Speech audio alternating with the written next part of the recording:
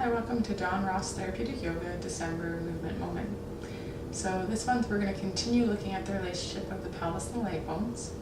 And in October we looked at some movement in the sagittal plane, having us come into that forward fold. In November we looked at movement in the frontal plane and had us side bending. And so this month we're going to look at movement in the transverse plane and how that might affect the relationship pelvis and leg bones. So you're going to come on up to a wall sit, which just has you walk back to bring your pelvis to the wall, feet step forward, a little bend in the knees. So just a little squat at the wall that you could be in for 30 to 40 minutes very easily. So no struggle or strain in the legs here. So just check in and notice how you feel weighted, left and right. Notice and become aware of the connection or how you feel in the 3 points of each of the feet. So that would be the mound of the big toe, the mound of the pinky, and then the center of the heel. So as you notice those points on the bottom of the foot, also become aware of the top of your feet, of the bones of the ankles, and the lower leg bones, and the upper leg bones. For the next few breaths, just see if you can feel or sense the breath in the pelvis. So side to side, as well as front to back, so pubic bone to tailbone, and top to bottom, so pelvic floor to the abdomen. Good. And in this position, just ask yourself, being here, is there 10 to 15% less effort that you could use to be here? And what would that feel like? Good. So now you're going to bring your palms together in prayer position and rest your chin on your fingertips. And the reason for this is just to keep our nose, chin, and breastbone in alignment. And it gives you a good sense of if you're leading your twist with your shoulders. Okay?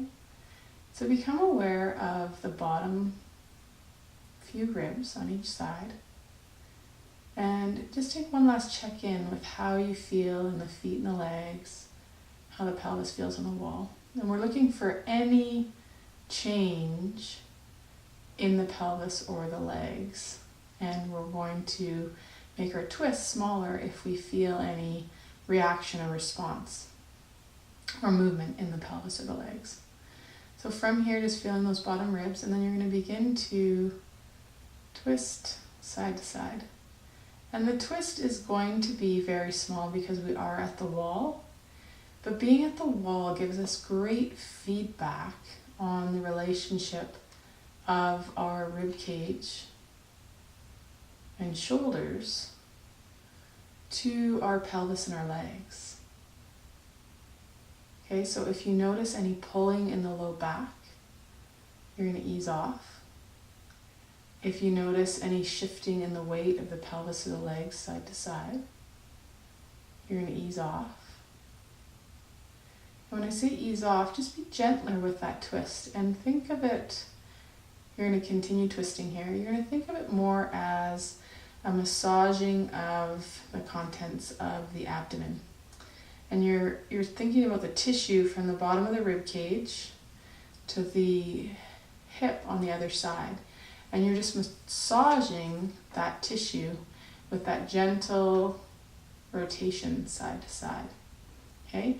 And finding the range for you that you don't feel any change in the pelvis or in the legs. Okay? This is especially important if you've got any SI pain, because the relationship of the ribcage and the shoulders to our pelvis and our legs can be a spot where we get snagged or tripped up, and where we can pull and go into that SI joint. So just be really curious with your movement today and what the response is in your body as you move in that rotation. Okay? So play, explore, have fun, And again, you could combine the forward fold with last month's side bend with this month's twist, and just make yourself a really playful, interesting practice to see how those three movements interweave and interact with one another, and how the pelvis and the leg bones respond.